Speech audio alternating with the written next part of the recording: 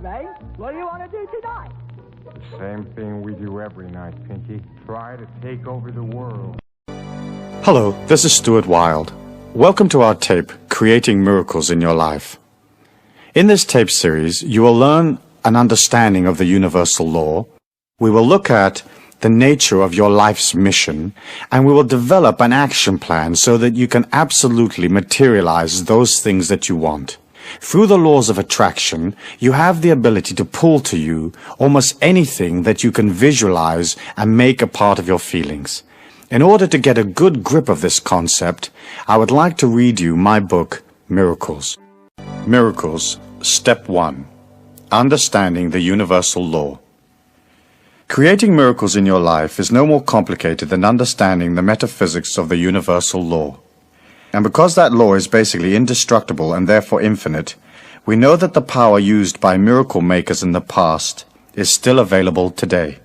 Yet in our modern society, we're brought up to believe only in those things that we can logically understand. We're not taught either that the universal law has limited potential, or that this power is at our disposal and can be used to work miracles in our own lives. To understand miracles, we have to look at two aspects of the universal law.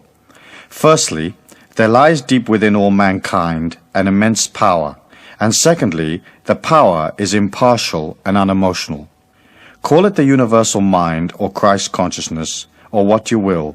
It is this power that allows man a recognition of the universal life force that we call God. The life force is eternal, it is a part of all things. Moreover, it is a major part of each of us. Consequently, we all have within us an unlimited power. Creating miracles in our lives becomes a matter of identifying with the power, understanding its characteristics, and learning to use it effectively. This identification is achieved by knowing that the power is within you, and acknowledging that fact by saying, I'm eternal, immortal, universal, and infinite, and what I am is beautiful. In this manner, you lock into the power source, and you are poised for the next step, which involves looking at its characteristics.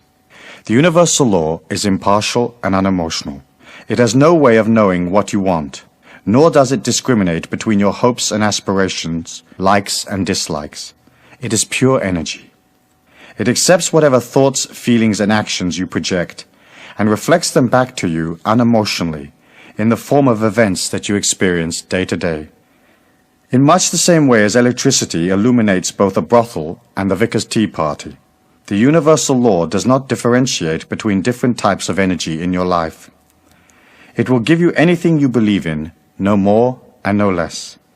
Therefore, the key to understanding miracles is to look at the beliefs you express as thoughts and feelings. When you are born, your thoughts and feelings are limitless because your mind is a clean slate. What a small child projects into the universal law is a natural purity, unbounded by the constraints of beliefs. Children often attempt the seemingly impossible. Unaware that they have any physical limitations, they drive off in the family car or walk on a high ledge. It is only later, through education, that they learn the confines of human expectancy. But these confines or boundaries are illusions. They are formed by belief patterns, most of them born of ignorance, handed down from generation to generation. This pool of belief patterns, or collective unconscious as Carl Jung called it, gains validity as it moves through time, and eventually the concepts that later generations experience as physical reality become rigid and domineering. It is as if billions of people who preceded you have determined what you are going to experience on the earth plane, and that is all that there is to it. This rigidity does not allow for genius or for the understanding that we're now in an era of rapid unfoldment. Fundamental structures are being swept away in an avalanche of awareness, and we are no longer prepared just to read about great miracle makers. We want to have the same experience. For most people, this is not possible because they are locked within the limitations of body and mind. Their upbringing is so dominant that it encases their entire evolution, and they experience little spiritual growth. Step 2. Understanding life's mission. We are not our bodies, or our emotions, or our minds, or any of the structures and restrictions we experience around us. We are an infinite part of the God force, using the physical form to experience spiritual development through a special training called daily life. When you entered the earth plane, the energy that is the real you left its abode in the higher consciousness of pure light and entered by choice the body you are now in. You chose the circumstances of this life because it was the next step in your infinite evolution, and because this life would allow you to expand what you are spiritually, so that you could become an even greater expression of the infinite life force or living spirit. Now you may say, that's nuts. Why would I choose these circumstances of my life, this family, this society, and this neighborhood? Why did I not choose a more affluent environment or a prettier body or more intellectual capacity? The answer lies in a dimension beyond the physical plane. As you entered this dimension through birth, you had within your consciousness a heroic mission, a goal. The nature of that goal is firmly written in the very deepest recesses of the inner you. And what you are today, no matter what you feel about yourself, is actually a part of that goal in its various stages of completion. Your mind began recording events, thoughts, and feelings only at birth. It does not know of your heroic mission, nor does it understand the universal law that interacts with your limitless potential. Why? 2 reasons. Firstly, if your mind, feelings, and emotions knew the nature of your heroic goal in life, there would be no challenge or quest, and your evolution would suffer. Secondly, most understanding of metaphysics is based on tribal or religious beliefs which do not totally reflect an accurate perception of the delicacy of energy and the way its ebbs and flows affect daily life. No real understanding of the universal law has ever been incorporated into the various belief patterns of the world's collective unconscious. For example, let us say that your heroic goal in life is to learn to love yourself and to accept full cosmic responsibility for what you are.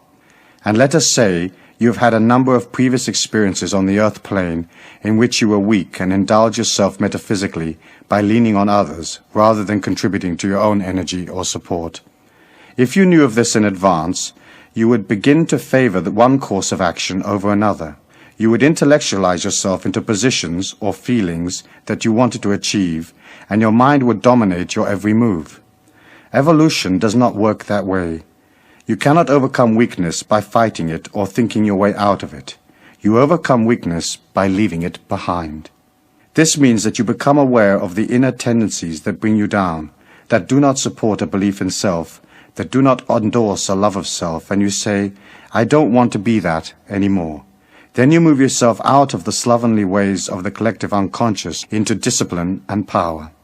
From time to time you may drift back, but once you decide on the side of strength, the power of the universal law will always be with you to varying degrees. It may be a battle at first because your mind does not understand these laws or the nature of your mission on earth, nor does it understand the laws that govern your potential. It will have a tendency to advise you logically from its own experience, and logic is death to that part of you that is a miracle maker. Step 3. Understanding the nature of beliefs. The next step in creating your own miracles is to look at the nature of beliefs. By reviewing beliefs and feelings, you begin to understand how to use the universal law effectively. It is natural to yearn for the impossible, and in so doing you establish strong beliefs about what can and cannot be done. You can jump a certain height and no higher, run at a certain speed and no faster, accept a certain position and no better. Because most commercial aircraft fly at about 600 miles an hour, the shortest time in which you can get from New York to Paris is about 6 hours. Those are the facts in the collective unconscious. But what if I told you of a man who could move his body many thousands of miles in just a few seconds? Your mind would scan its memory banks and draw a blank, whereupon you might think, impossible. Then perhaps you might review all the scientific data available and conclude that this feat is unachievable. All scientific knowledge and current thinking are products of the same collective unconscious, and just the fact that 1 billion people have no concept of a man moving 3,000 miles in a few seconds makes it impossible, but the billions of people are wrong. There is a dimension right here on the earth plane in which such a feat is possible, and there are few people alive today who know of this dimension and use it. It is a matter of perception and belief. Your ability to work miracles is predicated entirely on how easily and quickly you can give the collective unconscious the slip. It is your attachment to the collective unconscious or world belief patterns that hold you back. This attachment which you accepted at birth is your main challenge in life, and your spiritual goal is to step above it. Eventually you realize that in order to become a part of a higher consciousness, you have to leave where you are right now and step into the unknown. That is why all the tales of the path of the initiates talk about loneliness. For as you move away from the old energy, there's a sense of loss. As you take that step, your perceptions expand gradually to accept a higher vibration of self, and you understand what others believe is a part of their evolution, but is not the sum total of all of the facts. We experience life through the five senses, the windows of the soul, and we are taught what capacity those senses have. Yet each of them has a dimension that is many times deeper than is normally perceived, and those dimensions will open for you as you move towards them. Let us look at feelings. Through feelings you can enter into other worlds, and clairsentiousness, a heightened sense of feeling, is a capacity you can learn to develop quite quickly. It is not as acute as extrasensory sight, but it is deep, and through it you can enter into areas of perception that few people ever experience. Everything around you is energy. Your body, its various organs, your thoughts, the physical place you inhabit, the events of your life, each expresses an energy. A part of that energy is perceivable through the five senses, but most of it is beyond normal perception. By opening to the power of the universal law and controlling the mind through centering and discipline, you become aware of the subtlety of energies around you. You will find that you can use your feelings to guide you through life. As you move into a situation, push your feelings into whatever lies ahead. How does it feel? What is the universal law saying to you? Which areas flow and which do not? After a while, this exercise becomes simple and very accurate. You may not be able to see all the subtle energies around you, but you can learn to feel them, and soon you will find the information from the universal law has a way of jumping at you unexpectedly. Events in your life gather energy as they come toward you, and you can feel that energy weeks and even years before they occur. Science will tell you that it is not possible to foresee the future, and that is true for those who believe it so. But as you move out of the world's group perception, feeling and even seeing the future will become second nature to you. To harness the universal law effectively, you should watch its manifestation, which is basically every event in your life. Then link each event to your underlying feelings and attitude. Realize that when things go well, it is solely because you put that image into the universal law and it responded. Imagine the universal law as a shipping clerk in a large mail order company. He gets your order, but has no idea who you are.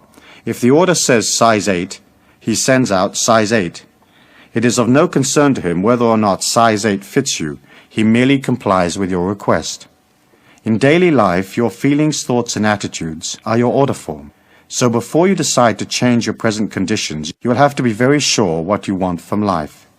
The universal law reacts spastically to uncertain messages.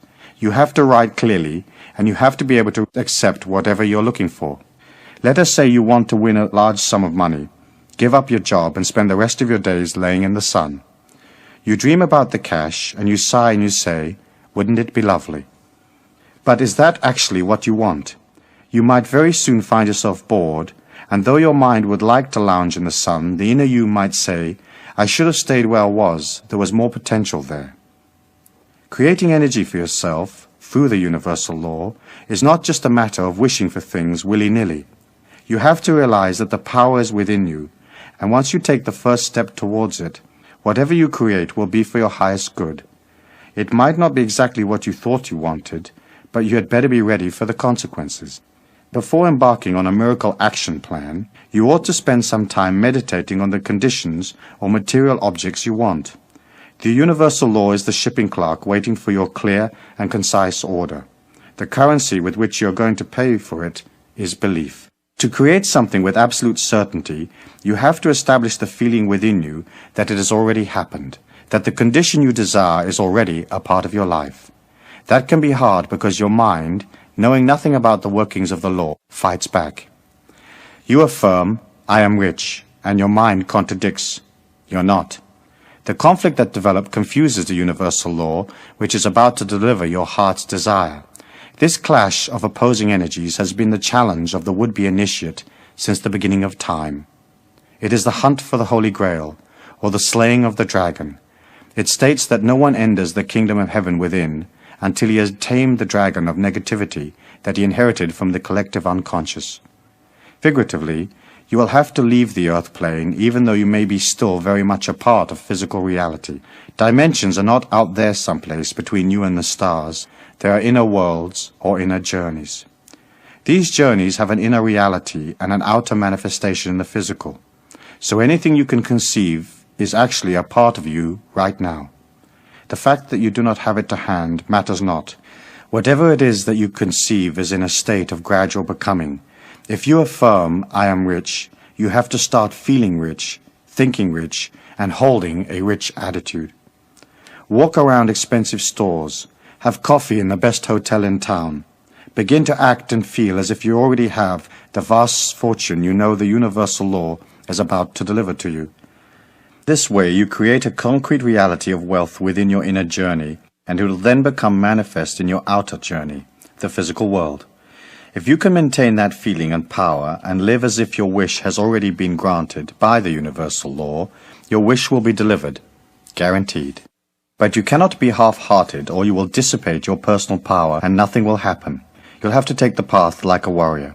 You're going to achieve your goal, no matter what confronts you, no matter where you are right now, no matter what adversity faces you, you will reach your objective. The universal law does not care whether you have your heart's desire or not.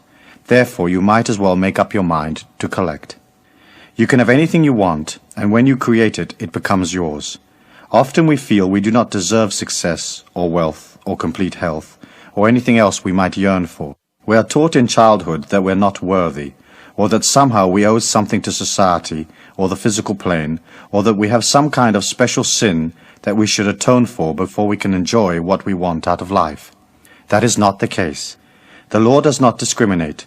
It receives your energy and delivers diamonds or plain rocks, depending on what you put in. It is very important to look at the negative feelings you have about yourself. It is easy to say, "Oh, I never win anything," or "I'm too old, they will never hire me," or "I can never be with that person, I'm not pretty enough." That kind of thinking is indicative of the mind and its logical advice. Miracles are not logical, so the last thing you need is logical advice from the mind. When such advice is given, acknowledge the mind, thank it, and say, "I do not accept any energy that is contrary to the unlimited power that lies within me." Then press on. Infinite power is so magnanimous, so powerful, so much more than the mind, that it exists in a separate dimension, and that is why the mind has difficulty perceiving that it is even there. You will get an intuition or feeling, or a rush of excitement, but that is all. You cannot really hear it, touch it, or taste it, but it comes round the mind like a breeze, and when it starts to work in your life, you will know it by the quality of the people and the events that surround you. Before we go to step 4, the Miracle Action Plan, let us briefly review some important points. The universal law, or living spirit, is unlimited. Therefore, what you are is unlimited. The universal law is impartial and unemotional.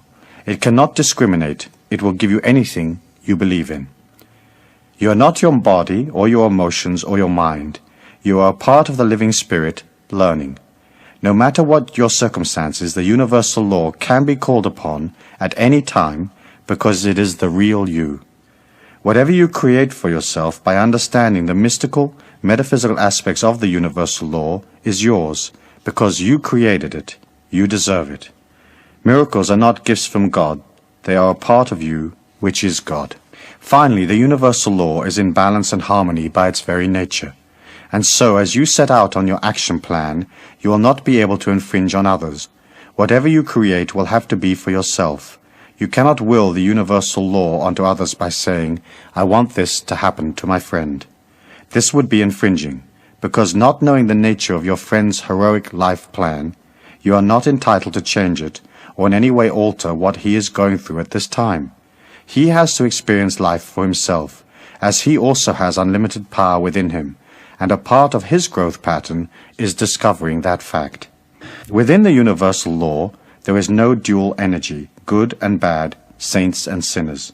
There is just energy, one power that pervades all things, and everything is a part of that power. Differentiation between good and evil is just your perception, for within real energy there is no judgment. There is high energy and not so high energy, and at the end of this life you will have the opportunity to review what you have achieved, which will be a matter of how much you've succeeded in centering your life in a discipline of perceiving the living spirit and using it. But your review will not be emotional. You'll be looking at the quality, or speed if you like, of the energy you created. If you have harmed others, you have impeded your evolution by de-accelerating the life force within you. That is your karmic energy, and someday you will have to understand that it was not your highest path. But you cannot judge others, because since the energy your mind perceives does not incorporate the nature of their heroic goal, you have no way of knowing exactly what they need karmically for their growth at this infinite point in their evolution. There are no accidents or victims. Each person is responsible for his own evolution. Each pulls to himself the circumstances experienced in life. He puts in an order, so to speak, and gets back 3 cracked cups. That is a part of the learning pattern, trial and error.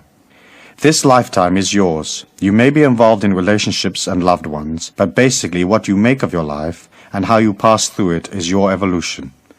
We all learn to take responsibility for our own circumstances, and within the universal law you're not expected to take responsibility for the evolution of others. It might sound a bit harsh, but in the law there's an incredible clarity and justice. That is why adversity is so useful. It allows people to look for something beyond day-to-day reality, and this brings them in touch with their true inner selves. In desperation, they begin to pull on their unlimited power, and they realize that anything can be changed, that suffering is a product of the inner self, and by looking at their inner selves, they can transform them. It has been said that there are no incurable diseases, only incurable people, and that is true of all energy within the universal law. Trying to fix your circumstances just physically or mentally will not work in the long run, because deep-rooted inconsistencies will continue to surface in your life in various disguises. To overcome something once and for all means going within yourself to discover the real cause of the disturbance. This process or discovery will allow you more energy which you can use to create the things you want in life. Step 4. The Miracle Action Plan. Write down on a piece of paper in order of importance the things and the conditions you want. Do not let the mind advise you. It has limitations. Shoot for the moon and be sure you leave nothing out. Chop and change your list until you're comfortable with it, but be clear about what you want. Use exact and precise wording to describe the conditions you require. Remember, the system works, so you must be definite in the way you describe your wants. Here's what to do. A. Read the list 3 times a day. Once when you rise, once in the middle of the day, and once before bed. B. Meditate on your miracles from time to time and know that the universal law has received your order and is just about to deliver. C. Maintain silence. Talking about your miracle dissipates the energy drastically. Therefore, you cannot share your miracle with others until they happen. D. Always act and think about your miracles as though you already have the conditions you desire. E. Be open to the inner promptings of the unlimited power source as it instructs you in ways of getting what you want. Realize that universal law has to deliver in the physical plane where you can make use of it. Your heart's desire can come from anywhere, so do not limit your field of expectation. Remain open and flexible at all times. F. Smile a lot. The first miracle is on its way. Step 5. Understanding energy. Since the mind has no way of knowing how the universal law is going to deliver your miracle, do not waste your time trying to figure out. Just know. Your thoughts should be like acorns that develop gradually into oaks. If you dig them up to discover how things are going, your tree will perish. It is important to avoid fretting. Center on the feeling that some way, somehow, the universal law will not let you down because everything in the universe is energy. Solid objects appear as such only because their atoms and molecules move at the speed of light. In fact, reality is both solid and not solid at the same time, and this applies to thought forms. They are real and even more powerful than physical reality because they are not constrained by the limits of the material plane. You cannot take them apart and analyze them. You have to create them and let them fly. Through your enthusiasm and belief, you energize the universal law and encourage it to deliver. Try at all times to keep your thoughts pure and on target. If doubt creeps in, do not allow it to dominate for long. Look at doubt from above yourself. Realize that it is just the mind fretting, not understanding, creating objections through ignorance, and whatever you have set in motion will happen. As you work with the power, it'll have a way of showing you the next move at every turn. Believe in it. Know that this inner force is so powerful that it will pull you into excitement and adventure beyond your dreams. Keep it pure, remain silent, and remember to keep your methods secret. Everything that surrounds you has the living spirit within it in varying degrees. Living things express it more than do inanimate objects, but all have it. The more you come in touch with the universal law within you, the more you're in touch with the things around you. Everything becomes a symbol and strength to you.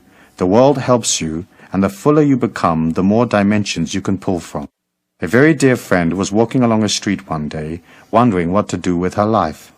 She was at the crossroads literally and figuratively. Life was flat. She craved inspiration and asked the universal law to direct her. As she stepped from the curb, a passing car nearly knocked her over, and as it screeched round the corner, a book fell out of the trunk. It was a book about man's quest for the universal power, and it changed her life. Shortly, she left the town and embarked on a whole new evolutionary path that over a period of time has taken her to great metaphysical heights and into countries and relationships she could not have conceived of before. The universal law provided her with a special teaching in the form of that book, and she, being in tune, was ready to benefit. And so it should be for you. As you work towards your miracle, watch for every sign, for every change around you, and you will see the universal law communicating with you. The more you trust it, the more the energy is encouraged to reveal itself, and various unusual things begin to occur. Your energy quickens, and opportunities pop up like corks on a lake. Then you will know that the power is truly with you.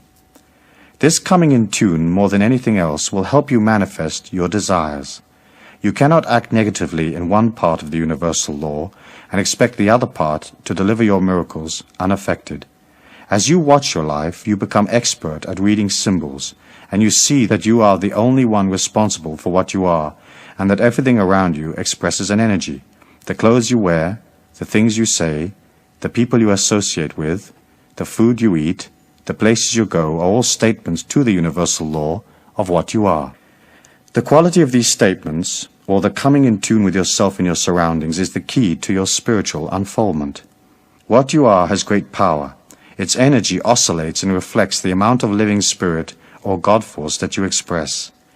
The more you work on your life, the more you accept responsibility, the more energy you will have, and the greater will be your expectations.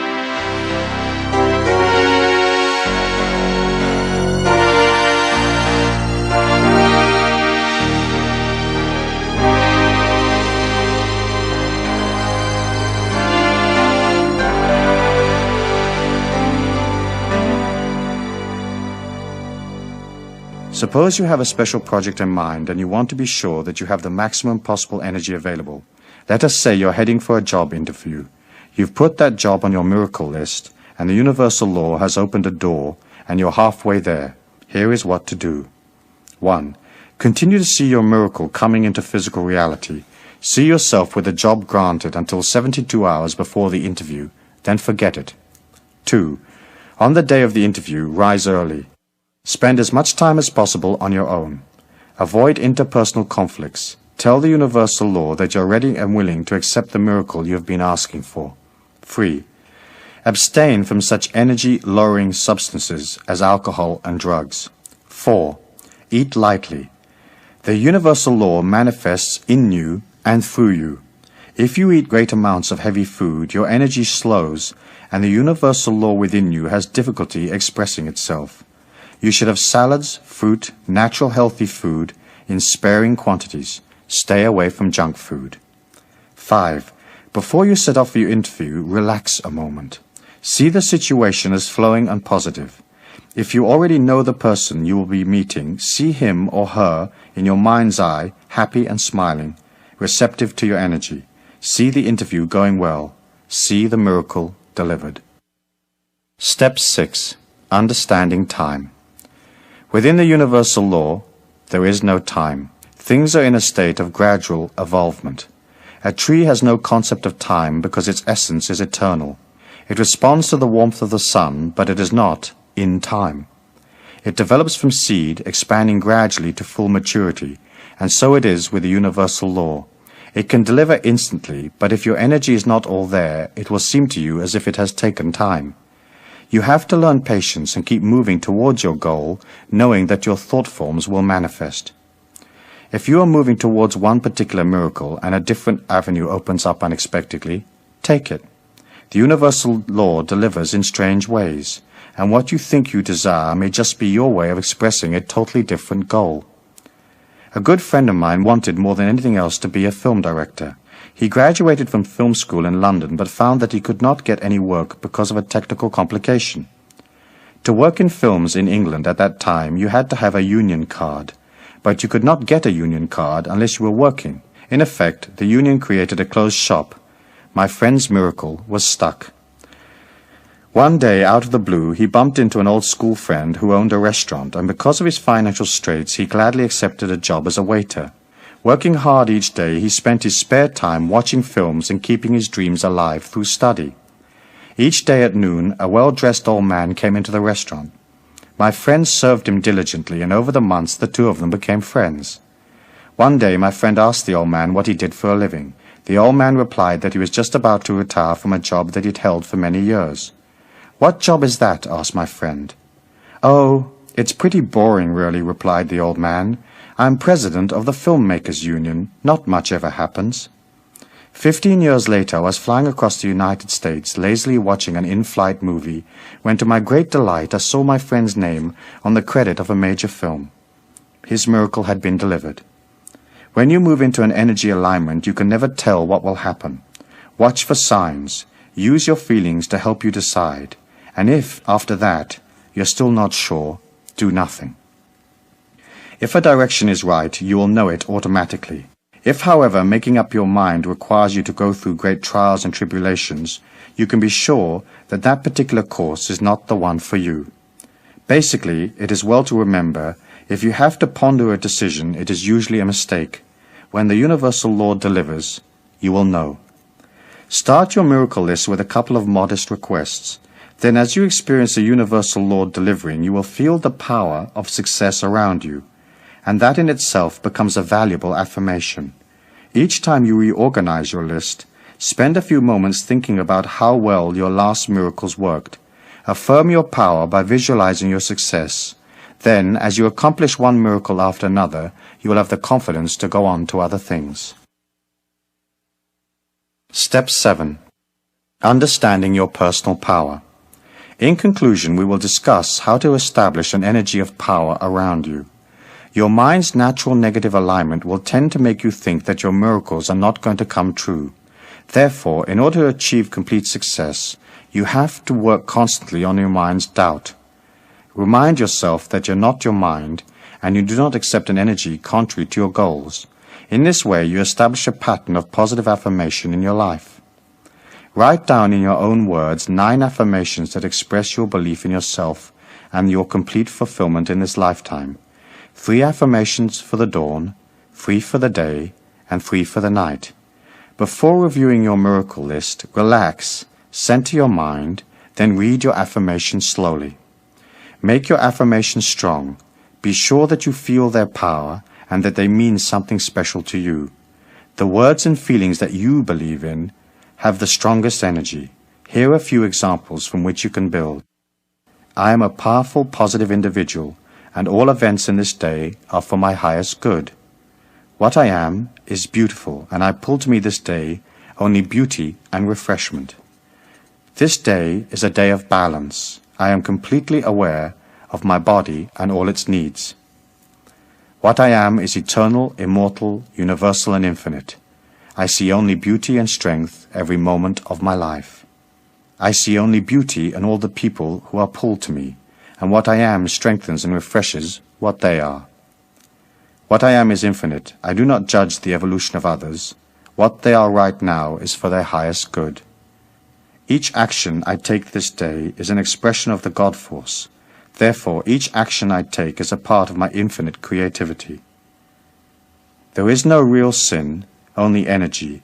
I follow the energy of my highest evolution at all times, and so be it. I'm open at all times to communication from my inner self, and that communication leads me to my highest evolution. I give thanks for the beauty of this day, and may the energy of this night bring rebuilding and review. So be it. Your affirmation act like small twigs in a fire. As you rise, you begin to build energy in the day. Use your affirmations to keep that energy going. Center for a moment to acknowledge your infinite beauty and your place in all things, then proceed. If you are pulled into interpersonal conflict, take a few minutes on your own to repair your energy, and, before going out in the day, be sure that your energy is strong.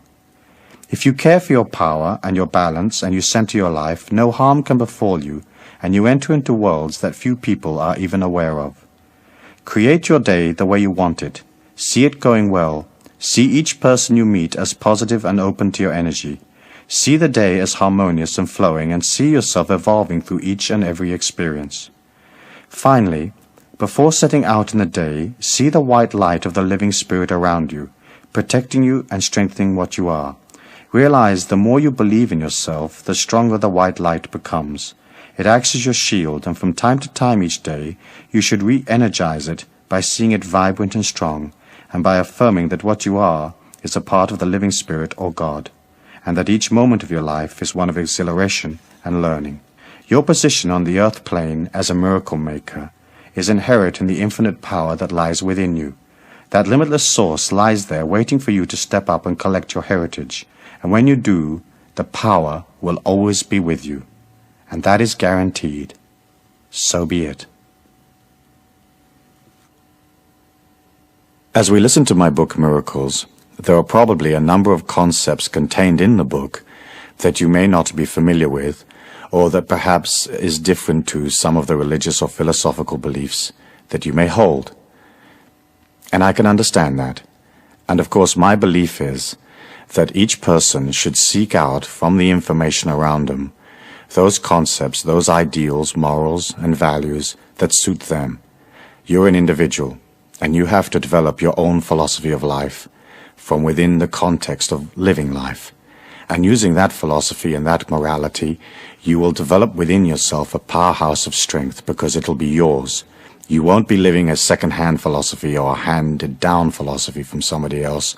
You'll be creating a philosophy that's strong and powerful, a philosophy that nurtures you, a philosophy that is designed with you at the center, with you at heart. As you begin to concentrate upon yourself, and as you begin to see your life in dedication, then of course energy grows, and it grows very, very quickly.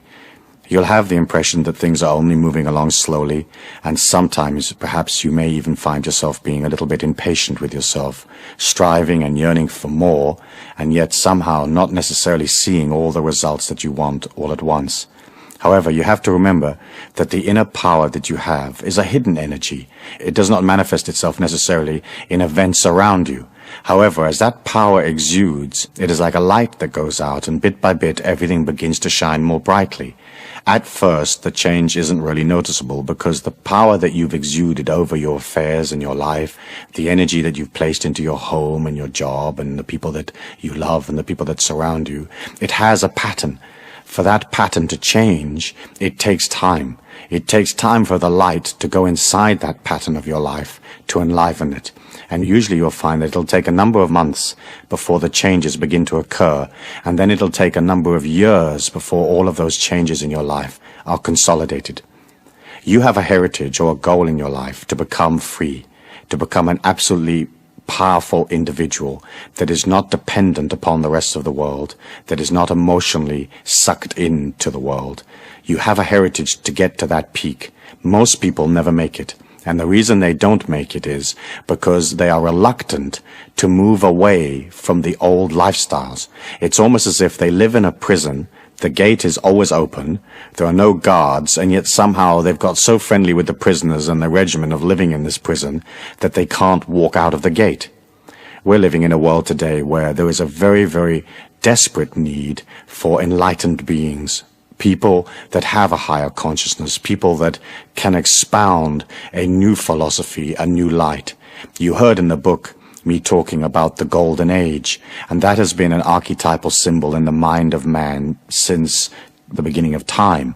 It's a belief that at some point, eventually, man will transcend his inadequacies, and we will reach a world of absolute peace, absolute power, a world where all the people are nurtured, a world without prejudice, without evil, without restriction.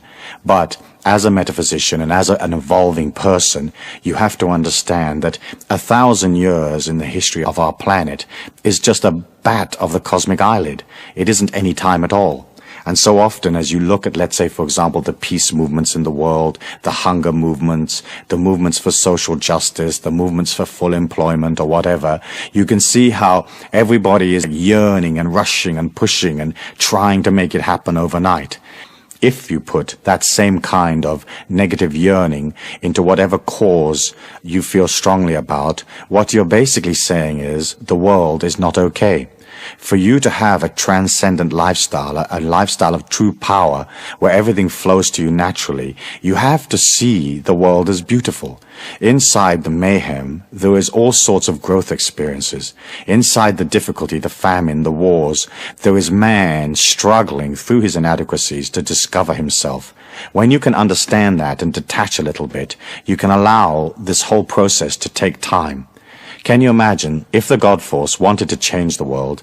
Do you think it would be a problem? Do you think it'd be a problem to infuse the minds of man with a peaceful energy so everybody became peaceful, or to infuse in the minds of man a greater sense of sharing so that all the people of the planet would have enough abundance? I'm sure that the God Force could do that if it wished, and yet it cannot infringe upon us any more than we should not infringe upon the people around us.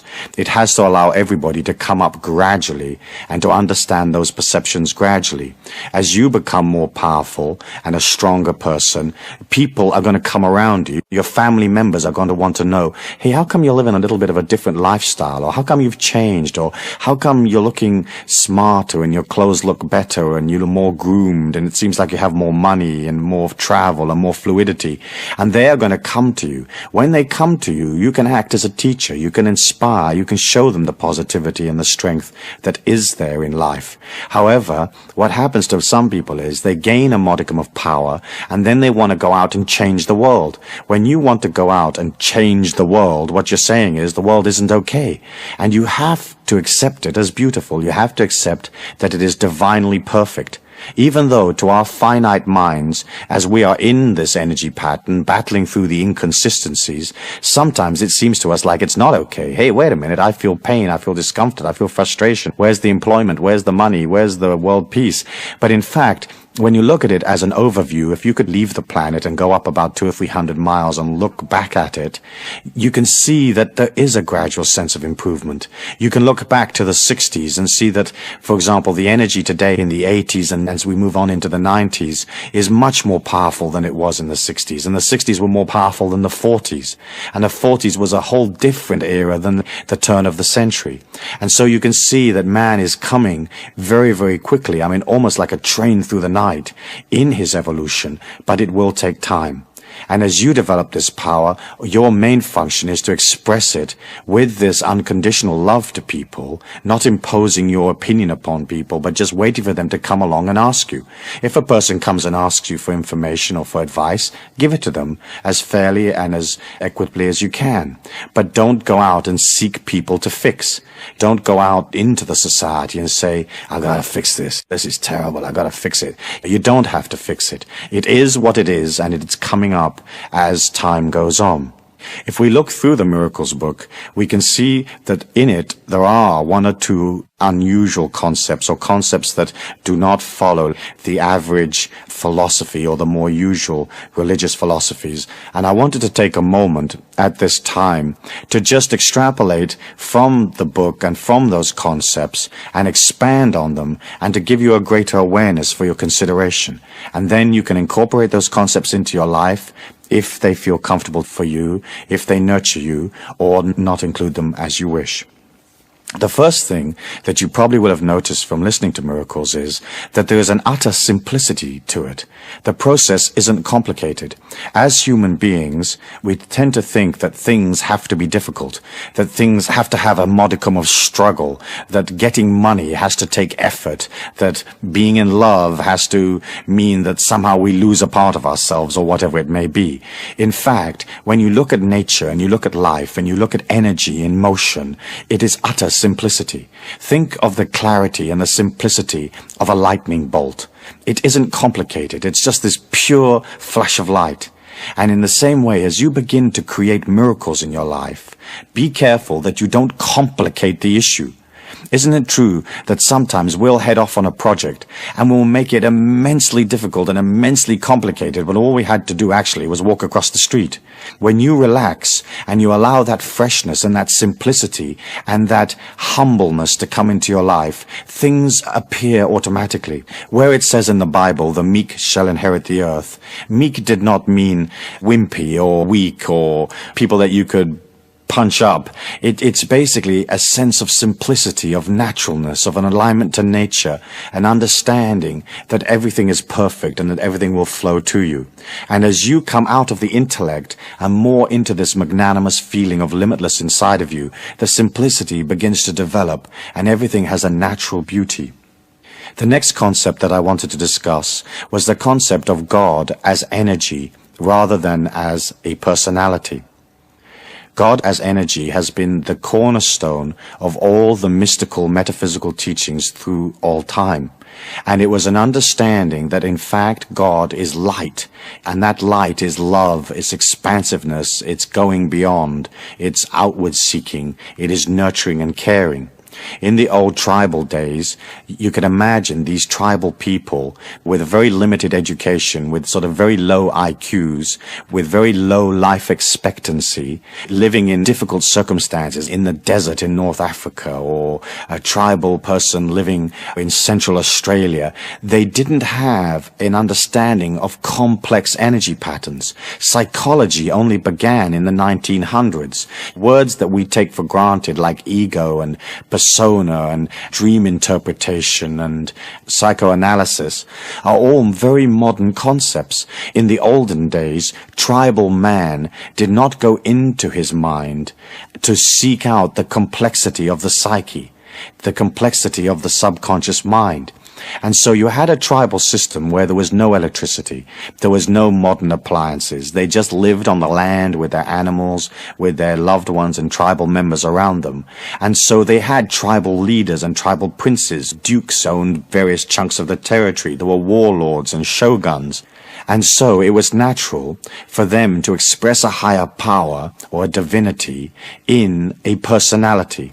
I think one of the things that I found most interesting as I studied history and I studied the philosophies of nations as they developed was that most gods are male.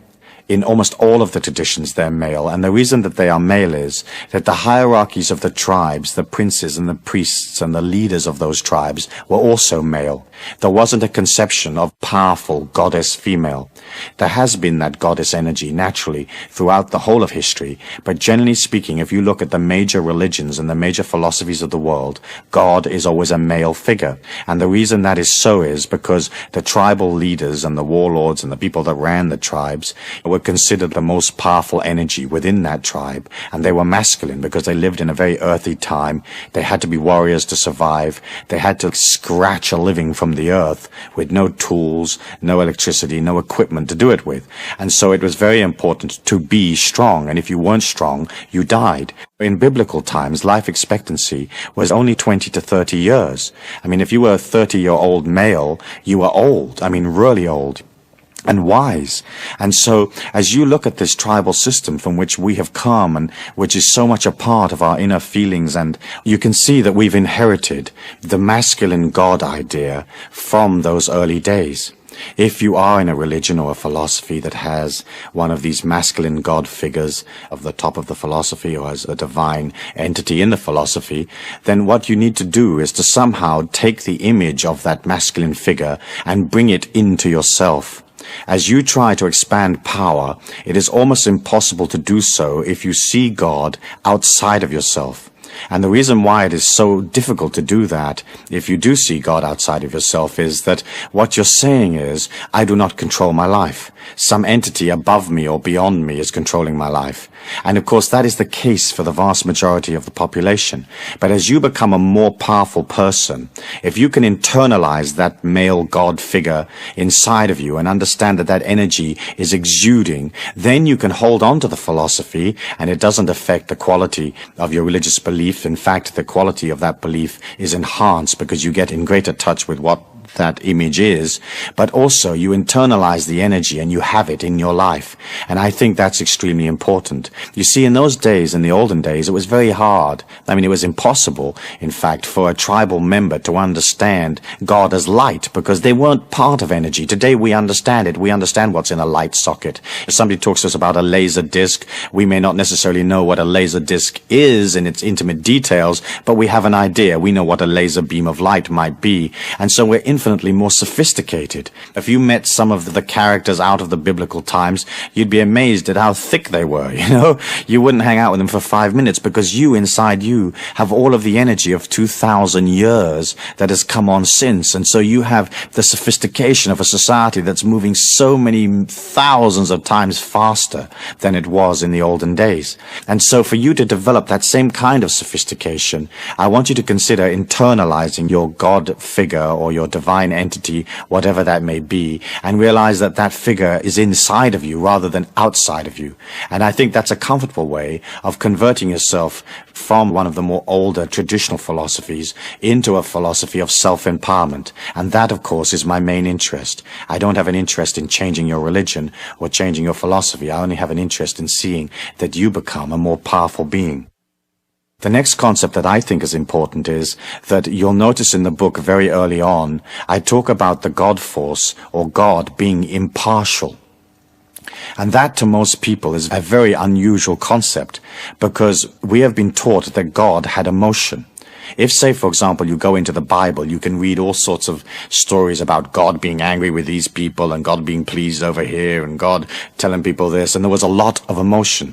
If you've been to the Middle East and if you've been to the Holy Lands, you know that the people that live there are extremely emotional people, and they have a sense of exaggeration about the way they describe things. When two people have a fight in an Arab country, it may be only a fight about a car parking space outside the local cinema, but the way they talk to each other is in vastly exaggerated terms. I mean, they threaten all sorts of mutilation and mayhem to each other over one little parking space. When they're in love, they do the same thing. They talk about the moon and the stars and the light of the person's eyes and their incredible beauty, and it's just a way of talking. And as you look at that, you can see how we inherited in modern times the idea of an emotional God. In fact, that isn't correct. The life force that permeates all things, the God force that permeates all things, is an energy that has your evolution at heart and loves you because you are it and it is you. But it is not intimately involved in whether you're happy or not happy, or whether you had cornflakes for breakfast or didn't. And so when you pull out of that emotional relationship, then you win back part of your own power. I've been involved over about 10 to 12 years in research in altered states of consciousness, and I've been through the whole gamut of what is open to people in that area, including trance states and out-of-body experiences, ESP, psychokinesis, and 1,001 things that go bump in the night. And one of the things that I found was that I had the ability to entrance my mind and to achieve very, very low levels of brainwave activity and still remain awake.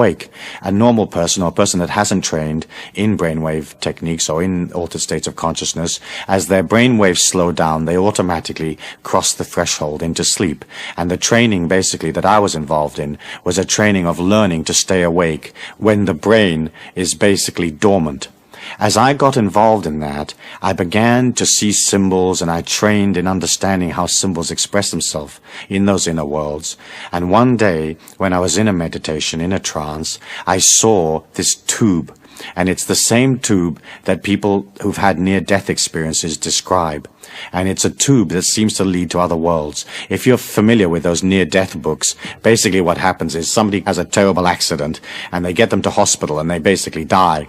And in that death process, they come out of their bodies and usually they go up this tube or this tunnel.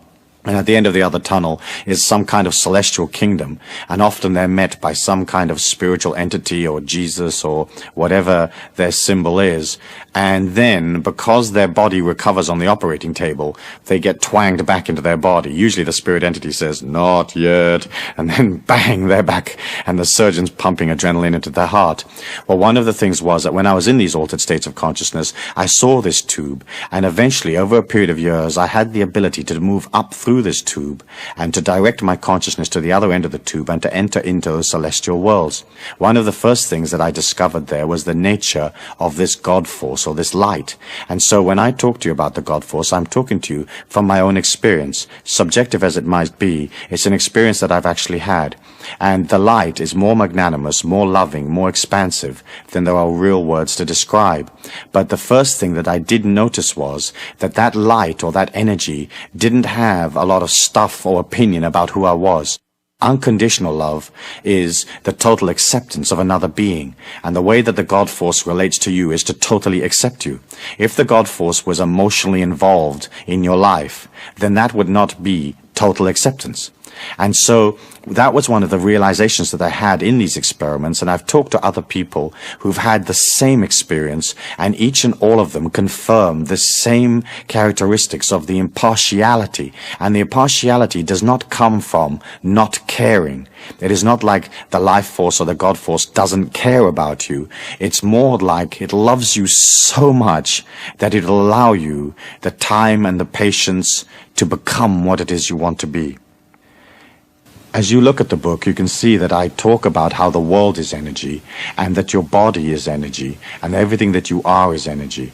If you can begin to identify with that infinite self inside of you, rather than your body or the physical things around you, you very, very quickly link in or go back into that infinity inside of you. And I think that's important, because the way to create a miracle is to understand that it'll have to move through energy to get to you.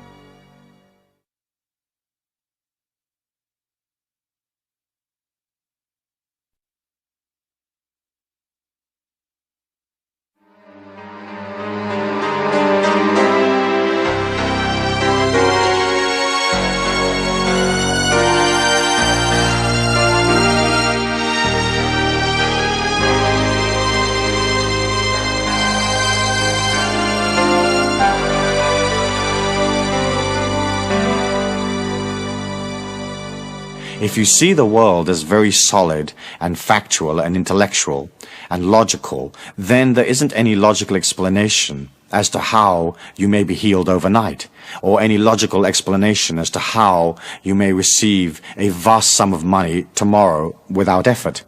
But when you look at it as energy and you understand the laws of attraction, you are basically pulling to you the results that you need through a dimension that is not solid. If you see your body as solid, and see the circumstances around you as solid, it somewhat limits your ability to believe in it happening. And so I felt it was an important point to begin to establish this idea of you are consciousness. You can create through the power of your thought. If your life force and your strength is strong, you can more or less materialize things instantaneously. If it is not so strong, it'll take time, but you're thinking in terms of something coming towards you in a sea of energy, rather than through the fragmented a more obscure logical process where often there isn't a logical explanation as to how things actually work.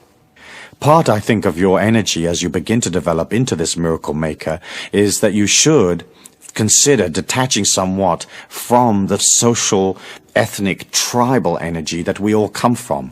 We were all born somewhere. We were all born a part of one tribe or another. The tribe may now have expanded to 50 million people, but it's still a tribe. It's a mindset. It's a socio-economic unit. And as you pull out of that a little bit, it allows you the freedom to oscillate faster, to vibrate faster. If you're very sucked into the old tribal ways, then what happens is you take on the identity of the tribe rather than an identity of yourself. So let's say, for example, you're Irish. You can love Ireland and you can read the Irish poets and you can recall the times that you had in Limerick and Tipperary or wherever it is that you came from. But within your Irishness, you have to bring that back inside of yourself and say, I am an individual. The fact that I was born in Ireland was a factor of my evolution. But first, I'm an individual. Secondly, I'm an Irishman.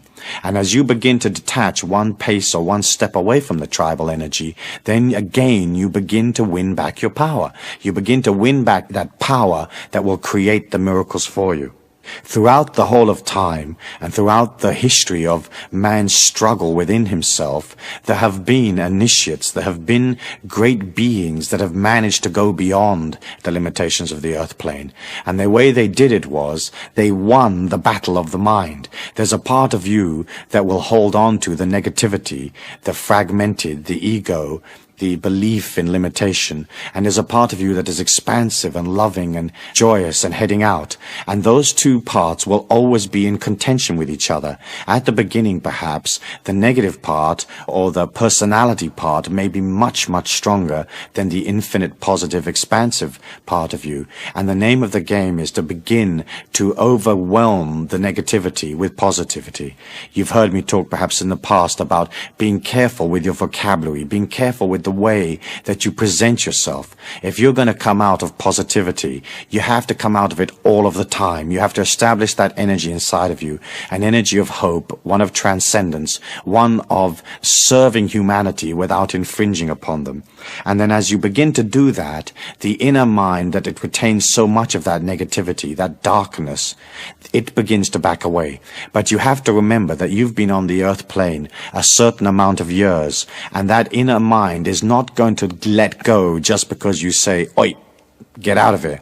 It has dominated. The inner mind, that negativity of the inner mind, it has control of your life, or it has had control of your life. Often it'll make you sick. It'll make your body sick just to control you. It'll cause difficulty just to be able to feel that it is in control. As you begin to become more infinite, the ego or the dark part of the mind begins to back off, and you may have a feeling that you're dying. And of course that is a natural feeling on the path, and it isn't your physical death that you're looking at. What you're looking at is that the personality is giving ground to the infinity, and so the personality will have a feeling of it's losing importance or dying. As you push out as a miracle maker, and as you begin to get this action plan going, you have to establish in your feelings the idea that, one, you are worthy, two, you can receive. So often in our society we put an emphasis on giving, that it is more blessed to give than to receive. But you have to understand, for every giver, there has to be a receiver.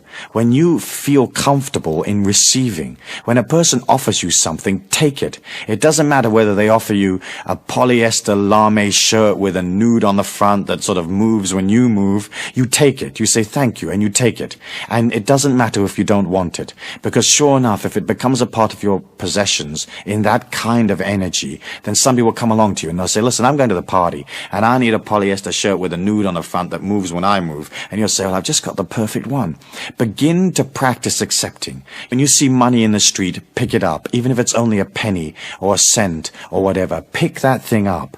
When somebody offers you something, take it. When they offer to help you, accept it. When they offer to heal you, let them heal you. When they offer to give you money, accept their money.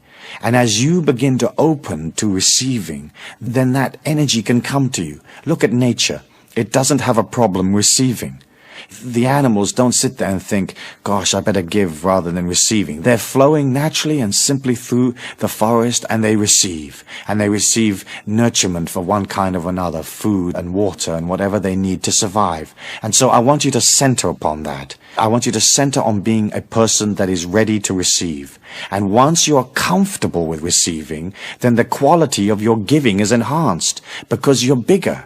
You're a wider, more expansive person. So often you'll get people that center upon giving, and they give little bits, and always with considerations and limitations and conditions. Imagine when you get to the point when you can just give freely. You're radiating this sunshine from your heart, and that can only come if you have trained yourself to receive. And so I want you to watch as you go through next week and the week after. I want you to watch how well you receive. Are you an expert in receiving? Have you graduated from the University of Receiving? Because, interestingly enough, that is the key to being able to become expansive. You may remember in the book I said that you are on your own. And that's true. The divinity inside of you comes to the physical plane for your evolution. If you concentrate on that power inside of you, the miracle maker, this limitless energy, then what happens is you become stronger. All of the philosophies and most of the major religions teach that we're not supposed to concentrate upon ourselves. We're supposed to concentrate on, first of all, a God outside of ourselves, and secondarily, on people in the society that we're supposed to assist or aid in some way. The philosophy that I teach is one where you turn and you face yourself, understanding that if you become strong, then you have a gift that you can take to society. So many people I meet as I travel and do seminars in the Pacific and all over the world, they want to serve humanity, they want to give, and yet they don't really have any true power with which to give. They want to assist the world to go beyond poverty, but they don't have any money themselves. They want to heal the world, but their body's sick. And so as you're looking at that, you understand that you're on your own. The fact that you may be with a wife or a husband and have children and loved ones and business associates and associations of one kind, all of that is to reflect you back to yourself. That is its function, and that's the function of interpersonal relationships. They are there so you learn about yourself. And in fact, you are an individual evolving through the physical plane, and that individuality is sacrosanct, and you have to make it important. And I don't mean it in the ego sense of the word, but remember that you are on your own. You come in as an individual, and you go out as an individual. You'll remember in the book also I said that universal law has no way of knowing what it is you want. That sometimes is confusing for people because they think in terms of God being all-knowing. And the way that I would like to explain it to you for your consideration is this. Whereas the God force or the life force is in all things, which is true, it does not have a concentration minute by minute on each individual part. It would be the same as if you owned or were president of a huge multinational corporation. You may know that you have a branch in Nigeria, but you don't know at 9 a.m. on Tuesday whether the secretary is off sick or not, or whether the electricity has blown a fuse and the telex isn't working, or whatever it may be. You're not intimately, emotionally involved in the day-by-day, hour-by-hour events in your office in Nigeria. All you're interested in is the information that flows into your head office, and that's how you're controlling the situation, or that is how you're allowing this corporation to evolve. The life force, being in all things, not having an opinion, being impartial, is not involved in knowing what you want or having a decision. It is not as if God says, for you to be rich is good, for you to be poor is bad. God doesn't say, we want you to be healthy. And it doesn't say, it's bad to be sick. It doesn't have an opinion. And if you think about it, that idea sets you free. Because once it doesn't have an opinion, it can reflect back to you exactly what you are with an uninterrupted and totally pure reflection. You don't want a reflection coming back to you that has somebody's opinion in it, because you'd be heading off to the beach and the opinion might say, go to the concert, if you know what I mean. And so, when you understand that, you have to be very clear about what it is you want and what you put into the universal law. As you look at your miracle action plan, you can't be wishy-washy. If you just put in an affirmation that says, I want more money, what does that mean? If you walk over 10 cents in the street, you've got more money. So that's it. That's the energy of that idea gone. So you're looking at being specific and yet leaving it open enough so that it can come from anywhere. So you would say, I would like to increase my abundance tenfold in the next 6 months. You're giving yourself time. It's a specific idea. And what you're saying is, it's not coming from here and from there and from over there. I'm ready to increase my abundance tenfold in the next 6 months, and I will take it from anywhere because I already have inside of me this feeling that I'm honorable and that it's good and it's holy and it's just for me to receive. And so, as you put specific ideas into the universal law, it gives you specific results. Often people will have concepts, goals, and ideas that are so wishy-washy that they can't even explain it to another human individual, let alone explain it to a light, to a God force that reflects exactly back to them where they're at. If you're in confusion, if you have a certain amount of indecision about what your heroic life's goal is or what your mission in life is, then you need to begin to get back inside of yourself and get clear. And sometimes that may take months, but that's okay. You have plenty of time. And as you uncomplicate your life and you move towards simplicity, up from within you naturally comes, hey, I want to be a violinist. Hey, what I really want to do is go and live on a farm in North Africa or whatever it might be. The key to that miracle-making process is balance. Without balance, you really don't have a chance, because what you're trying to do is this. You're trying to use the infinity or the light in all things to carry to you the result that you want. And because the light comes out of purity and balance, it can only be congruent with you if you are balanced. And balanced means a balanced physical situation. You don't have to heal everything going on in your body, but at least it has to be balanced, and you have to love yourself by caring for your physical body, working on it, being aware when things go wrong, being aware of putting in the correcting action, going off and studying and knowing about your body. And then the second part of balance, of course, is emotional, which we have talked about in the past. And then the mental balance is understanding that for the miracles to happen, you can't engage too much logic. Otherwise, you destroy your belief in the miracle showing up.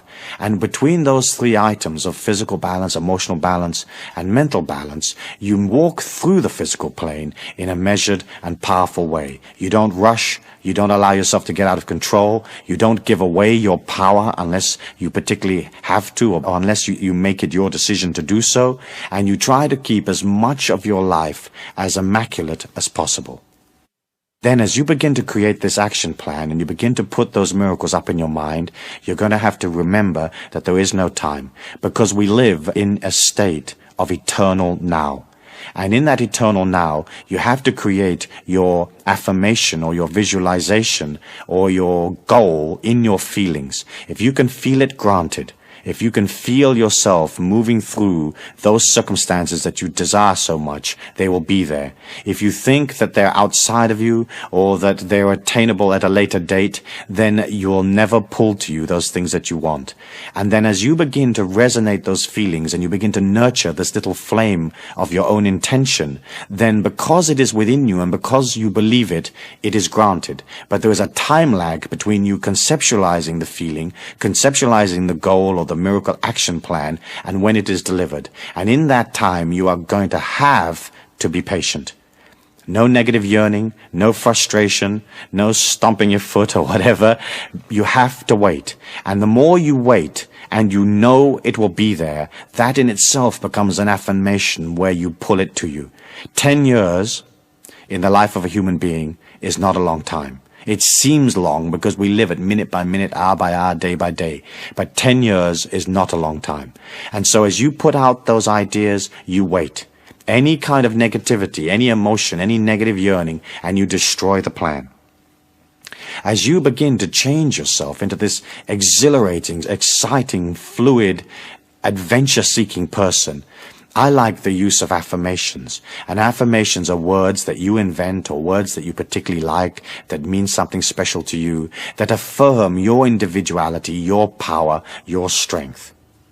For example, the first affirmation in the Miracles book that I read out to you was, I am a powerful, positive individual. All events in this day are for my highest good. Let's just look at what you're saying there. You're affirming that the power lies with you and not with somebody else. You're affirming that there's a positivity and goodness and heroicness in that power. And then you're looking at the day and you're saying, whatever happens is a part of my greater evolution. I'm not so intimately involved in the motion of what's going on. I understand that all of it is for my highest good.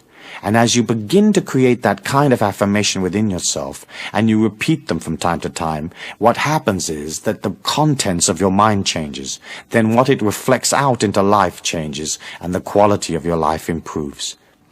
The last part of this that we need to consider is the concept of creative visualization. Creative visualization really means the ability to use your imagination to stimulate your feelings into believing that a situation is so before it actually materializes in your life. Because, as you've probably heard me say before, the inner mind does not know the difference between fact and fantasy, creative visualization is a powerful tool that you can use for yourself. Some people have difficulty using their imagination. They have difficulty visualizing events or visualizing dream sequences. And that is a habit that you have to form for yourself. Using your imagination, using your ability to fantasize, using your ability to see things in the mind's eye, increases your ability to affect events in the world. Because not only can you develop other possibilities, more limitless possibilities perhaps, but also once you can see yourself walking through a scene, you can be a part of it. Through the laws of attraction, what comes to you reflects that inner energy that you hold, what you maintain, the energy that you've created in your life so far.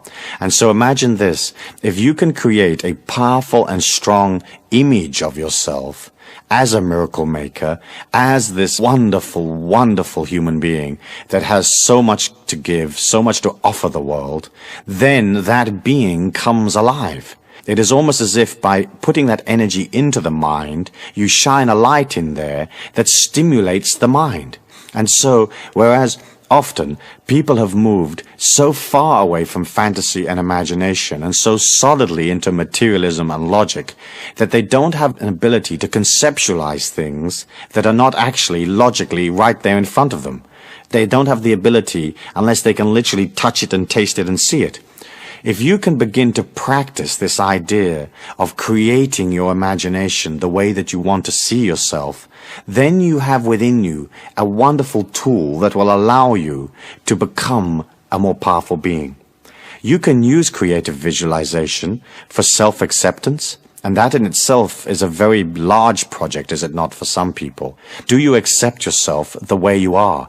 Do you accept, for example, the shape of your face? Your face is whatever shape you've created it, whatever shape it came out as, so to speak. And you have to see that shape as beautiful. You have to be able to stand in the mirror in the bathroom naked and say with all sincerity, this is utter beauty. And once you can see that beautiful, it becomes more beautiful. Once it becomes more beautiful, to say this is utter beauty becomes simpler. And so first of all, you can look at the whole concept of self-acceptance.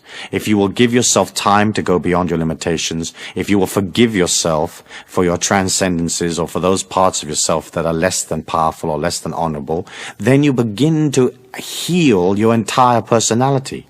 There's nothing worse than meeting a person that has a tremendously fragmented personality, full of guilt trips, full of negativity, full of lack of self-image. What's nice about you is that you have this positive image of yourself. And as you reflect a positive image of your own worth, then other people reflect that back to you. Isn't it true that if a person has that victim energy inside of themselves, if they feel that they're a victim, life seems to fall in on top of them and create victim? And when you meet one of those people, it's almost as if you want to go punch them in the mouth just to keep them happy. And they pull that to them. When you can see this image of yourself in this loving forgiveness, this unconditional love that you have for yourself, then it becomes simple to transfer that to others. When a person is uncomfortable or frustrated or angry, what they're really saying is, I'm angry with myself. When they judge or criticize or moan, they're judging and criticizing themselves. Because when you're centered and balanced and happy, you will see only happiness and beauty around you. And if somebody does something that you don't like and you are balanced, it won't affect you. It's only when you are not in balance and you don't have a strong idea of self-image and self-acceptance that you criticize others and that you express this negativity to the world, and those people that you are negative to will react negatively back to you. And so the creative visualization process is to see yourself as this complete individual. You haven't completed your journey. You're not perfect, and that's perfect that you're not perfect. You can begin to put all that new energy in, and you can begin to look at your life. You avoid those areas that cause you emotional problems. I don't mean avoid in the sense of dodging them, but what I mean is you are careful not to be sucked into situations you know that you don't deal with well. You engineer your life to enhance the strengths, what I call raise statues to your strengths, and then eventually all the weaknesses fall away. The next idea that I'd like to discuss in relation to creative visualization is for you to begin to visualize what is your higher purpose in life. To have a life that's just mundane, working and surviving and procreating and bringing up the kids and doing the washing up or whatever it is not a life of excitement. It doesn't have a higher purpose. And for you to visualize that higher purpose inside your feelings, it begins to give you something to go for. It gives you a higher ideal, a dedication to the force, a dedication to the things that are truly wonderful in life. And so that would be your next step.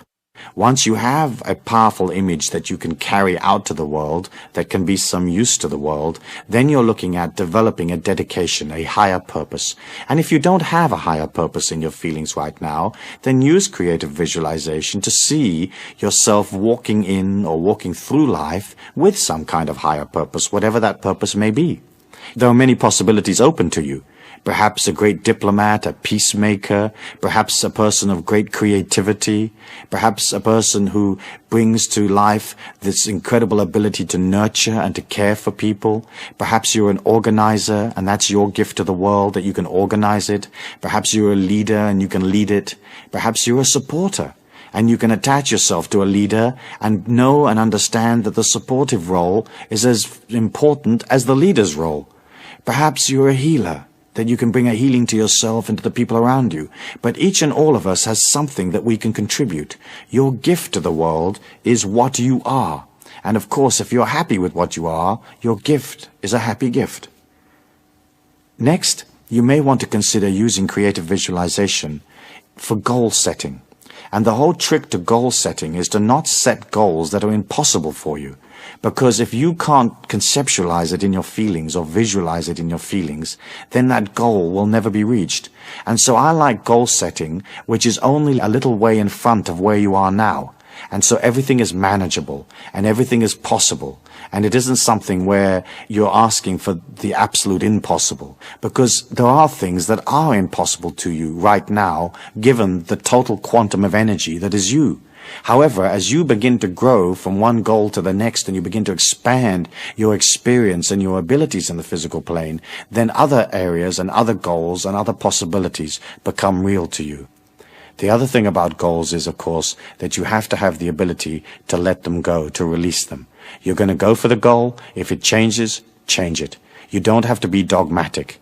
Isn't it true that when you see people that set out on some kind of quest in a very dogmatic way, and they live 20 years in the desert looking for some type of little beetle or something, you often wonder, why do they bother? Why didn't they see that after 1 or 2 years in the desert, looking for this beetle was a totally worthless way of spending their life? But what happens is we give the mind a task, and it's almost like it fixes itself upon that task. And I think it's important for you to be fluid and to change the goals whenever you need to. You can use creative visualization to see yourself through projects. If you have a project that you have to deliver at a certain time in a certain place, or you have a creative idea, more than likely you're going to pull to you other people that will help you make that project work. And as you begin to pull other people to you, you have to understand that they will have all their own beliefs and their understandings of what the project is, and somehow you have to transfer to them what it is you want, how the project will be handled, how the thing will materialize. As you do that, you have to have a strong image of what is the project. And creative visualization allows you to run through in your mind. It's a bit like a dress rehearsal where you run through the project and you see it coming to its final glorious conclusion. As you run through the project in a creative visualization process, you can not only look at any kinks and bumps and things that perhaps you may need to change in order for the project to be successful, but also you begin to infuse the project with light and positivity. It's almost as if the project is an idea in the mind of man. You are pulling to you other people. You have to create the project in their mind, and all of you have to infuse the project in light. When you look at the physical plane, it is all materialization of thought form. If you look at a famous bridge, that's a solid bridge, but it was originally a thought form. And the thought form had to have light, it had to have positivity, it had to have the ability to complete the project, it had to have follow-through, financing, and maybe 1,000 people worked on putting that bridge together. But somebody somewhere was guiding that thing and granting everybody an idea of what the thought form is. Hey, this is the thought form, this amount of scaffolding, this amount of steel, this amount of concrete, this is how we'll hold the bridge up, this is how we'll pay for it. And so when you go through creative visualization, you can infuse into your life this light that will allow these projects to take place. It's particularly important, say, in a business situation or in an office, where you have to motivate other people and a whole group of you have to get together to materialize an action plan or a sales force or whatever it is that you're doing. As you begin to see all of those people responding positively to you, you can also begin to use creative visualization to see them understanding what the project is. Often, when a project fails, it fails because of a lack of communication. People cannot read your mind. You will think that they automatically know what you feel and who you are and what you want. They don't. And you can say to somebody, please dig a hole here. And you presume they know what you mean. But inside the mind of the person listening to the instruction, they don't necessarily know. And what they think is a hole here may be a totally different concept of what you think dig a hole here means. And so they dig a little round hole that's a foot deep, and what you really wanted was an oblong trench 30 yards wide. And so if you understand that, using creative visualization and becoming organized in your feelings, you get a very clear concept of what you want. Then you can say to that person, I need a hole here. It needs to be 30 yards long, 3 yards wide, and it's going to go from the lamppost to the tree. And everybody understands what you want. And usually you're going to have to find that you're going to have to tell people 3 times before they really understand something. So later in the conversation you will say, by the way, do you know how long this hole is? They say, yep, 30 yards. Okay, where's it got to be built? And they'll say, well, it's got to go from the tree to the bus stop. You say, nope, it's got to go from the tree to the lamppost. And they say, fine, I've got it. Then you go back and you say, how wide's the hole? And they say, well, you want it as wide as a spade. And I say, nope, I don't want it as wide as a spade. I want it 3 feet wide. And you begin to explain to people what you want. And you can only do that if it's a conceptual idea in your feelings. And that conceptualization in your feelings has clarity. And so as you begin to use this process, you can see that what you're really doing is you're becoming organized and you're clearing yourself out as an individual.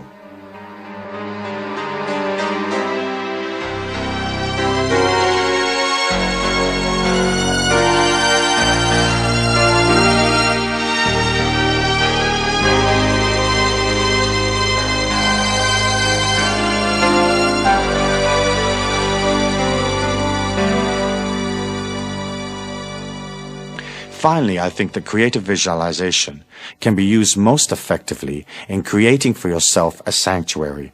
As I said earlier on, you are an individual and you are on your own. The only way you can get in touch with who am I and work upon yourself is for you to pull out of the hustle and bustle of daily life and to look at yourself. And that sanctuary is a place where you are in prayer with yourself.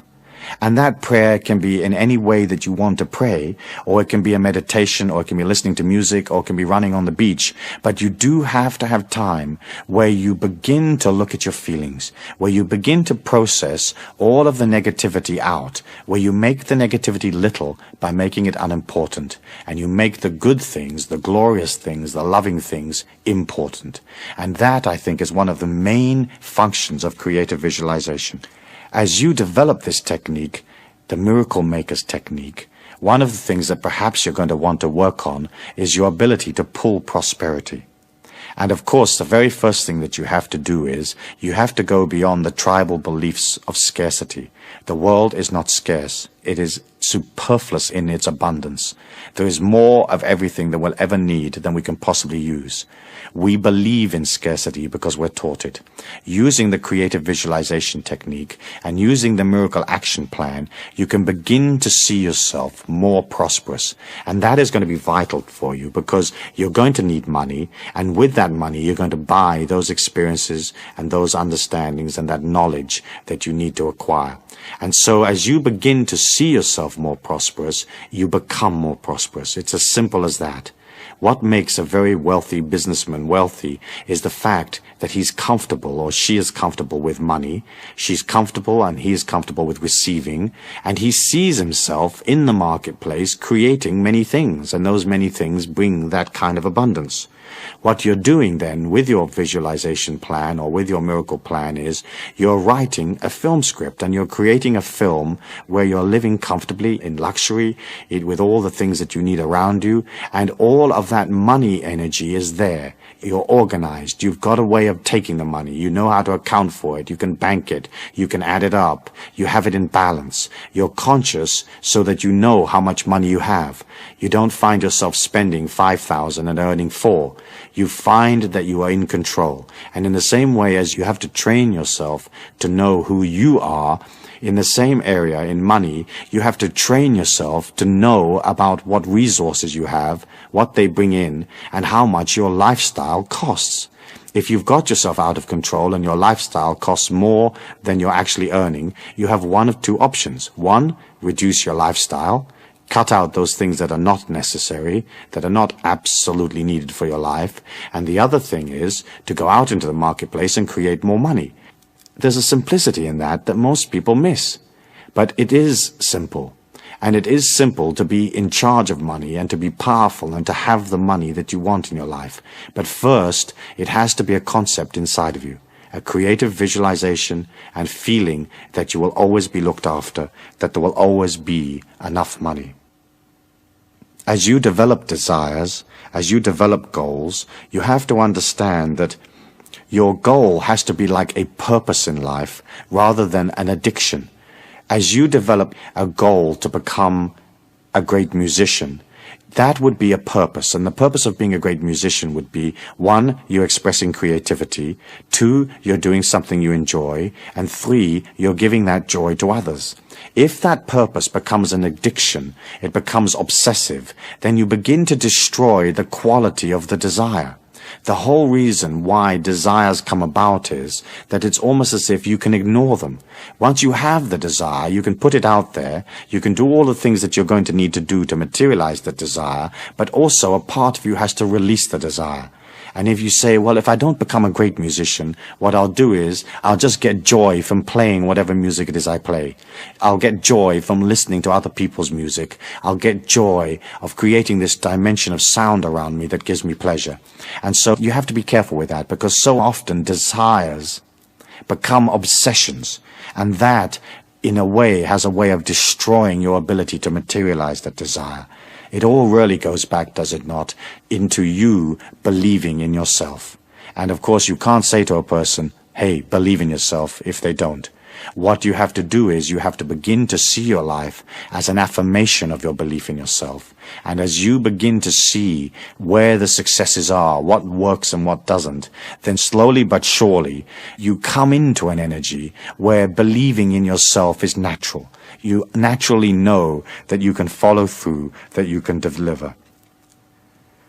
Finally, I'd like to say this. The planet Earth will be healed. There will be prosperity for all people. There will be an end to wars.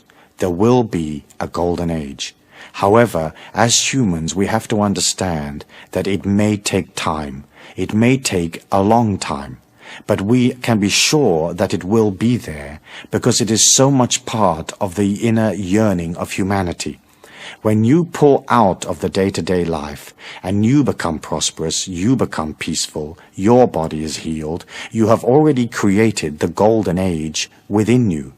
And so if we are walking on a planet and there's 4.9 billion people, if you are one that has the golden age there already, you begin to create that for everybody else. Your gift to the world will be this power that you create. And you will create it silently. You won't wear it on your sleeve, sort of pushing it upon people or bragging about it. You just create power. And you create this golden age around you, and people will see it inside of you. And they'll say, gosh, isn't that person marvelous? I mean, aren't they wonderful? Look how calm and peaceful they are, how poised they are. Look at their sensuality, their beauty. Look at their understanding, their knowledge, their wisdom. And you become that energy. Nobody is going to come down to the planet Earth and wave a wand and fix it for us. We're going to fix it as individuals. You fix it for yourself, and then you radiate that magnificence to others. That is your gift to the world, and that is your higher purpose in life. Thank you.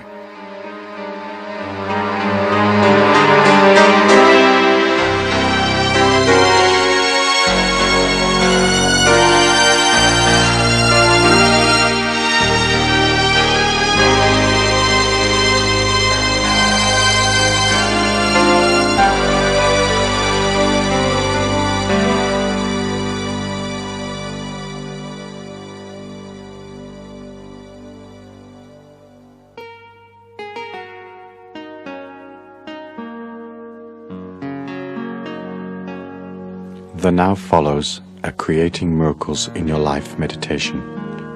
Before we begin, take 1 or 2 items from your miracle action plan list, those things that you wish to materialize in your life, and review them in your mind. Find a place that you won't be disturbed in. Find a comfortable chair and sit down. Have your back straight, your feet upon the floor, your hands on your lap, palms down. Take a slow and gentle breath. Hold it for a moment. Exhale. Take another slow and gentle breath. Hold that for a moment. Then exhale. Take another slow and gentle breath. Hold it for a moment. Exhale. Feel your body becoming deeply relaxed. Feel how simple it is to relax your entire body. In your mind's eye, I would like you to imagine yourself walking across a green field. Be aware of the freshness of the grass at your feet. Be aware of the warmth of the sun. Be aware of an expanse of water somewhere near the field. Be aware of birds flying back and forth, melodically singing their tunes.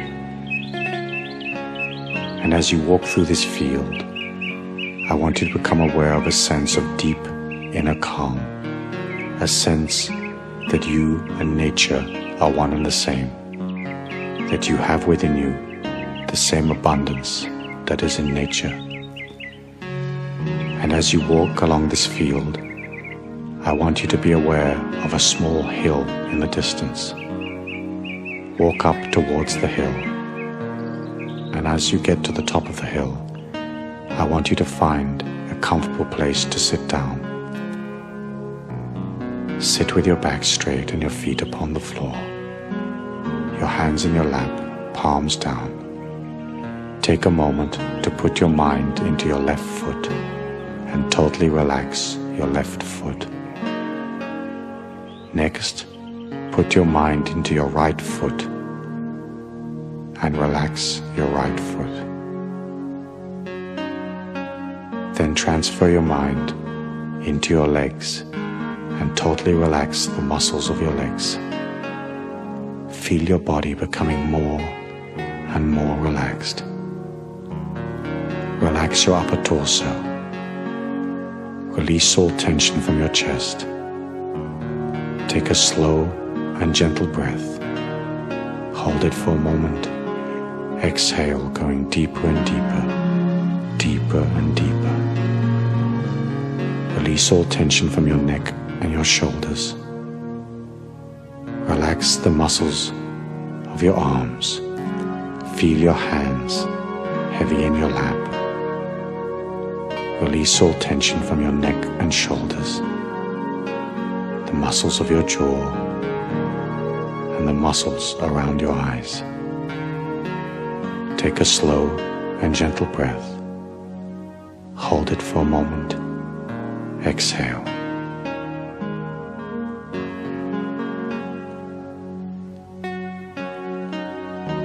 As you sit there in nature, I want you to be aware of a small forest that's nearby.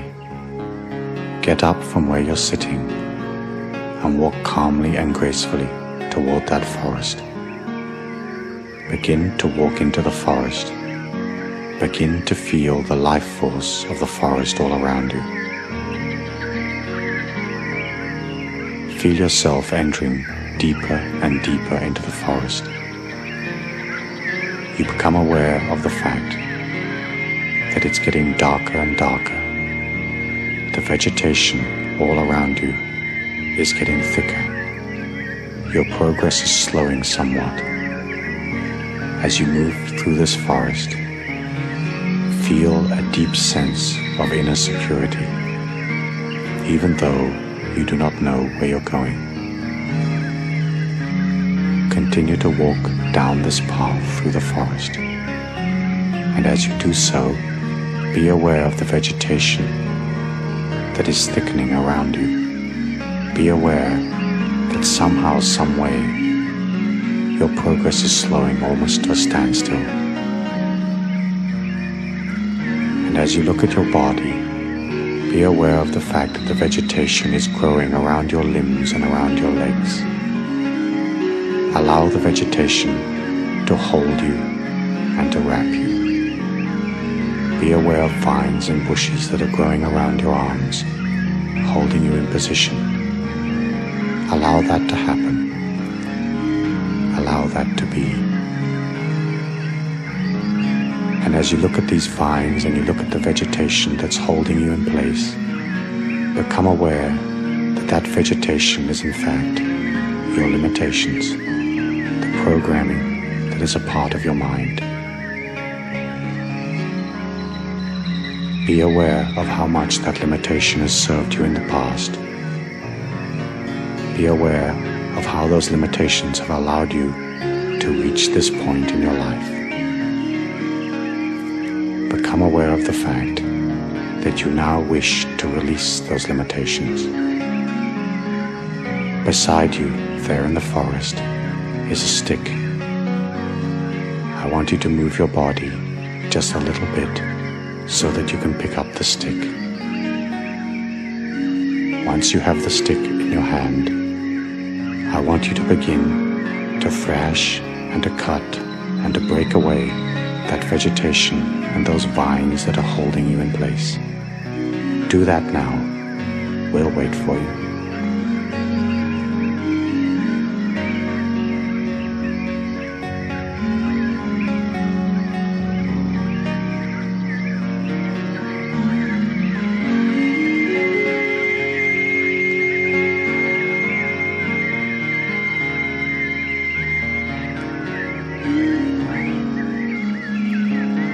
As you release the limitations around you, realize how free you are becoming without all those encumbrances, without all those old belief patterns holding you back. And as you free yourself from the vines and the vegetation that was holding you, I want you to continue along your path down through the forest. You're perfectly at one and at peace with all things. High above you is a ray of sunlight shining down upon your path, bathing you in a golden light. And as you walk down this path, I want you to be aware of a large rock covered in moss. Go up to the rock and find a comfortable place to sit down. Be aware of the golden light shining upon the center of your being. Take a slow and gentle breath, and as you exhale, say silently, "My expectations are truly limitless." Put up in your mind's eye the first item on your miracle action plan. Take a good look at that thing that you truly want in your life. As you look at it, become familiar with it and become familiar with the way it feels. See yourself with that thing granted in your life. Do that now.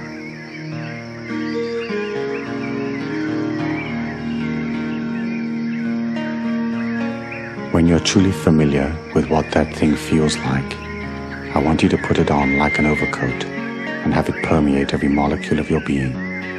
Make it a part of your life. Feel it granted. Know that it is there. Next, put up another item from your miracle list and take a good look at that. Turn it around. Feel yourself a part of it. Feel those circumstances unfolding in your life. Be sure that you and the thing that you desire are one and the same, congruent in every way. Take a moment to look at the second item on your miracle list.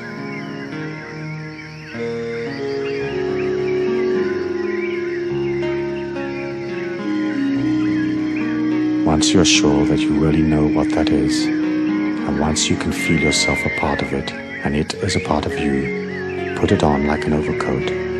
Have it permeate every molecule of your being. Take a slow and gentle breath. Hold it for a moment. Exhale, going deeper and deeper, deeper and deeper. Finally, put up the third item from your miracle action plan and take a look at that. Remember to be sure that you know how it feels.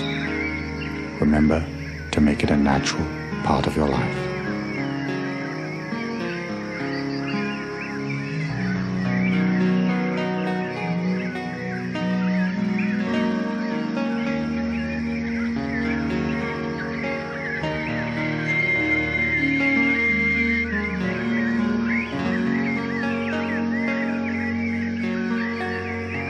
And once you and that item are one and the same energy, put it on like an overcoat and have it permeate every molecule of your being.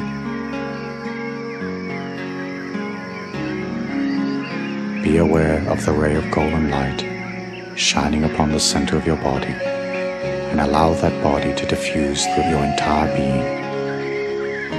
Take a slow and gentle breath and say silently after me, I'm eternal, immortal, universal and infinite. My expectations are truly limitless. Move away from the rock and continue walking down the path.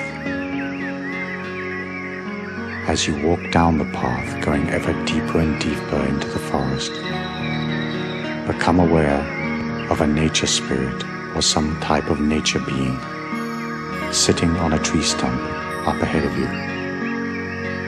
Take a moment to honor the spirit of the nature being and then walk up towards it.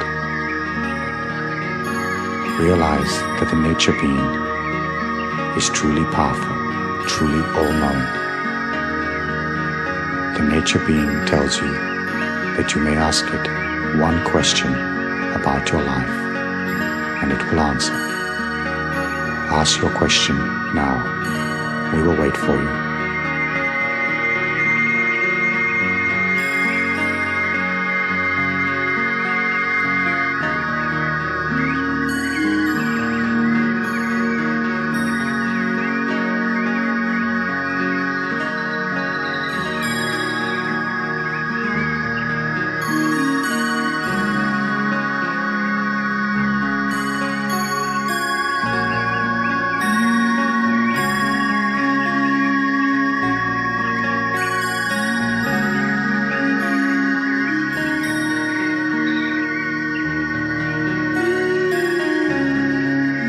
Once the nature spirit gives you the answer to your question, turn around and begin to walk out of the forest once more. As you walk down the path, be aware of the rock once more. Be aware of the ray of sunlight shining upon your being. And as you come through the area where the vines and the leaves originally held you, be aware that some of them have now grown back. Take the stick and cut away the last vines, the last limitations.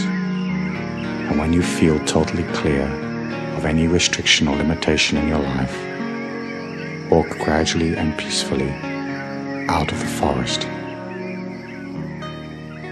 Walk down the little hill and across the field, and then turn and face the sunlight. Allow it to shine upon the center of your being. Take a slow and gentle breath and repeat after me. Change is a natural part of my life. All things are possible to me. I am what I am, and what I am has beauty and strength. And in your own time and space, open your eyes and return to the physical plane.